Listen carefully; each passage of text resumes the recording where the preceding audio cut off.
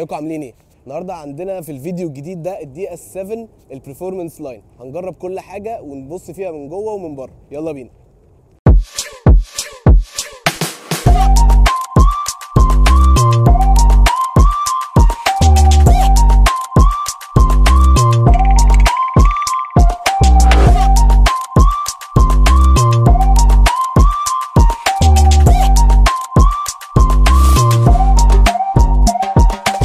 نتكلم بقى على تاريخ الدي اس.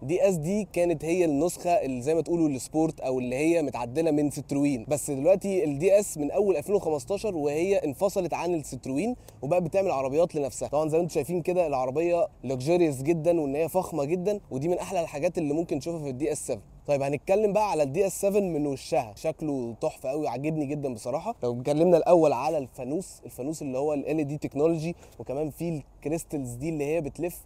بجد العربيه دي مختلفه من نوعها، حتى مش هتلاقي اصلا الكريستلز دي في اي عربيه تقريبا موجوده. فيعني انا عجباني جدا وش العربيه، والفانوس طبعا تحفه. وكمان الداي لايت بتاعها اللي هو من الجنب ده جميل قوي، وجنبه وتحتيه هنا الفوجات وفيها الكورنرنج كمان. ففكره اللايتنج سيستم بتاع العربيه من قدامها وكمان هنتكلم على الورا تحفه قوي بصراحه. عجباني قوي وشها.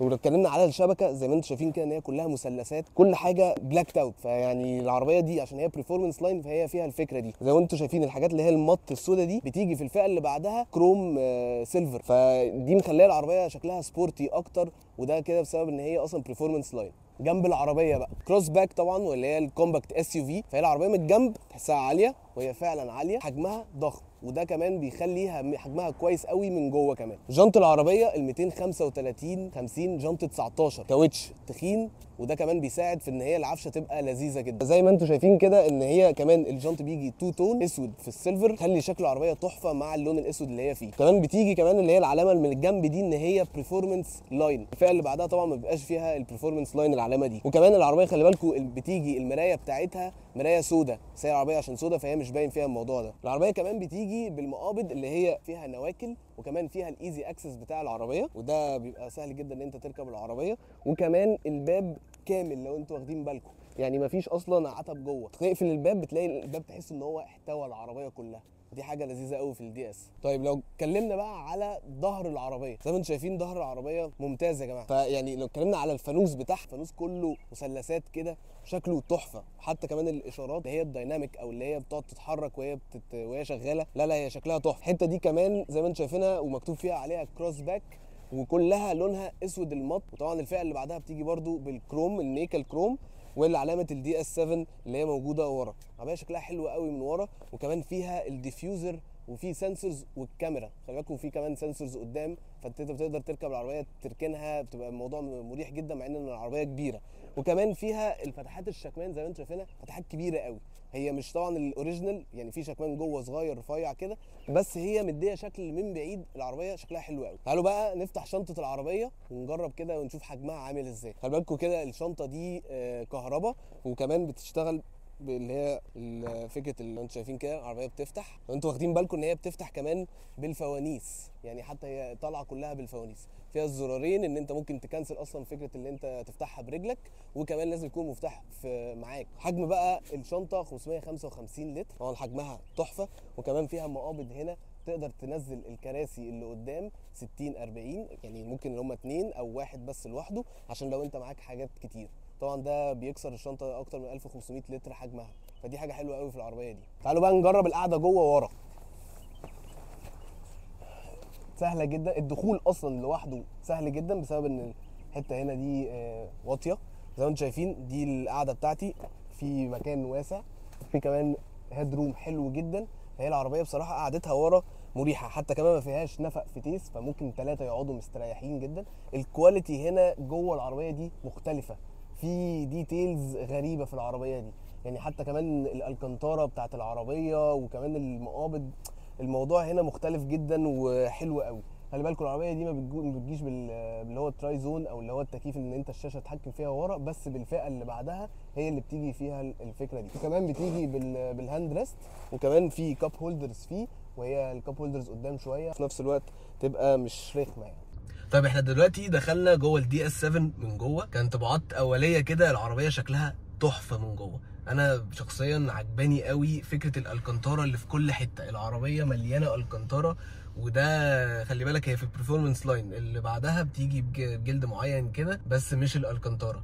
لو اتكلمنا واحده واحده على الكواليتي بتاعه العربيه كلها ممتازه، الزراير، الفتحات، التكييف، كل حاجه تحسها معموله بفينش ممتاز، ودي حاجه حلوه قوي في الدي اس 7. لو بدانا واحده واحده كده نتكلم على الاوبشنز اللي جوه بقى، العداد ديجيتال كله، بتقدر تتحكم فيه، بتقدر تتحكم في كل الاشكال، وبرده واخد فكره اللي هي المثلثات او السامبوكسات دي، ودي حاجه مديه برده شخصيه للعربيه دي بالذات. في نفس الوقت الدريكسيون برده هنا في قرشه كده وفي دراعين هنا، شكلها حلو قوي بصراحه، انا عجباني، والجلد اللي فيه تحسه كواليتي حلوه قوي كمان، والزراير اللي فيه ان انت بتقدر تتحكم في العداد ده، او ان انت تقدر تتحكم في الشاشه اللي قدامك.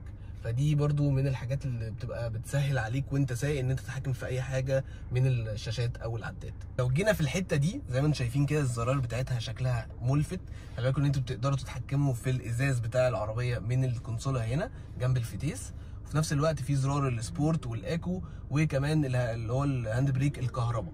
لو فتحنا الحته دي هتلاقي فيه وايرلس تشارجر، بس هو صغير شويه، لو موبايلك كبير مش هيبقى احسن حاجه هنا، وحاجه زي حته ستورج كده تحط فيها كوينز، تحط فيها ورق، الكلام ده، وفيها شاحن يو اس بي. طيب هنتكلم دلوقتي بقى على الشاشه. زي ما انتم شايفين الشاشه كبيره تقريبا كسرت 13 انش، بس اللي انا خدت بالي من الشاشه دي ان هي الريسبونس بتاعها ضعيف شويه، يعني مش اللي هي ريسبونسيف، مع ان العربيه دي الكومبيتيتور بتاعها هو ممكن بي ام دبليو ومرسيدس واودي، فدايما الشاشه او اللي هو الانفوتينمنت سيستم بتاعها بيبقى سريع جدا وريسبونسيف جدا. لا العربيه دي الموضوع ده فيها رخم شويه. وكمان زي ما انتوا خدتوا بالكم بقى فكره ان الزرار ستارت انجن هنا، طيب تخيل بقى انت مثلا لو في حد عيل صغير موجود ويدوس الزرار فجاه وانت ماشي والكلام ده كله، لا العربيه دي لازم عشان تبطلها لازم تفضل دايس كذا ثانيه، مش ان انت دوسه واحده وتلاقي العربيه بطلت. فدي خلي بالكم كمان فكره وتركه كده حلوه. زي ما انتم شايفين الحته دي فاضيه، بس الحته دي بتيجي فيها ساعه انالوج حلوه قوي، بس بتيجي في الكاتيجوري اللي بعدها او الفئه اللي بعدها، مش بتيجي في الفئه اللي هي عندنا دلوقتي. مساحات التخزين في الدي اس 7 جوه كمان حلوه جدا بصراحه من وجهه نظري. في 2 كاب هولدر هنا، في طبعا مساحه التخزين اللي هنا، وكمان البيبان مساحه التخزين بتاعتها واسعه قوي، وفي نفس الوقت كمان تحسها قماش كده لذيذ، ومش هيخلي ان هي الازازه وهي بتتحرك تسمع صوتها او كده. دلوقتي مش عارف هتبان عندكم ولا لا، بس بيبقى فيها امبيانت لايت كمان في الباب، برضو عامل نفس شكل المثلثات او السامبوكسات، فهي العربيه واخده شخصيه وماشيه فيها ومش عايزه تتغير عنها. اتكلم على الجلاف بوكس بتاع العربيه، جلاف بوكس كمان كبير وواسع، وفي نفس الوقت فتحته كبيره، ودي حاجه حلوه كمان تقدر تستفيد بيها في الدي اس 7. طيب احنا دلوقتي بنجرب العربيه، طلعنا على طريق نجرب كل حاجه عنها كده. نتكلم الاول كده على موتور العربيه والفتيس. العربيه بتيجي بموتور 1600 تربو، 163 حصان، 240 نيوتن متر. فتيس اللي هو الست نقلات الايسن، دي نفس الموتور اللي هو بتاع البيجو اللي هو 508 و3008 واللي هو الفرنساوي عامه. الفتيس ده يعني هو الناس كلها هو عادي تورك كونفرتر عادي ما فيهوش اي مشاكل، بس هو الموتور كان في ناس ساعات بتقول اللي هو مشكله التبخير بتاعته، بس انت لو اعتنيت بالزيت بتاعه مش هيبقى فيه اي مشكله تماما فيه. طيب والموتور ده بيجيب من 0 ل100 في تقريبا 10 ثواني، ممكن تبقى اعلى سنه او اقل سنه على حسب السواقه، طبعا الطريق عامل ازاي، بس من وجهه نظري ان هو العربيه تقيله عليه شويه. دلوقتي هنجربها وهنعمل اكسلريشن بتاعها ونشوف كده ايه الموضوع ده اخباره ايه. ولو اتكلمنا على العفشه بتاعه العربيه فهي ماكفيرسون قدام وكمان مالتي لينك ورا، فده بيساعد كمان على الثبات وان هي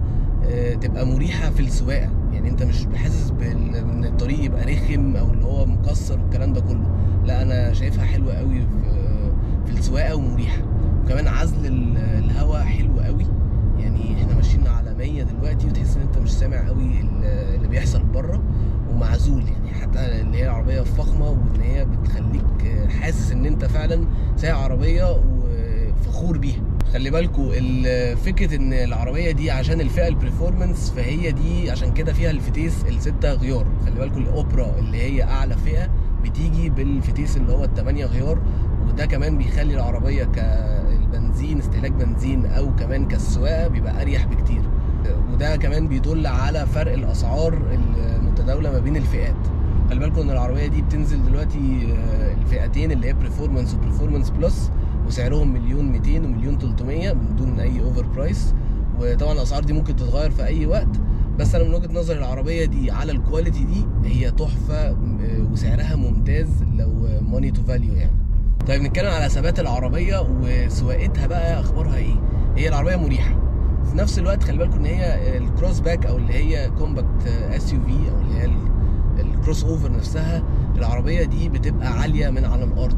في نفس الوقت سواقتها في المانوفرنج او الهاندلنج هتلاقيه رخم شويه، ان انت تاخد بقى ملف على سرعه والكلام ده مش هيبقى احسن حاجه في العربيه دي.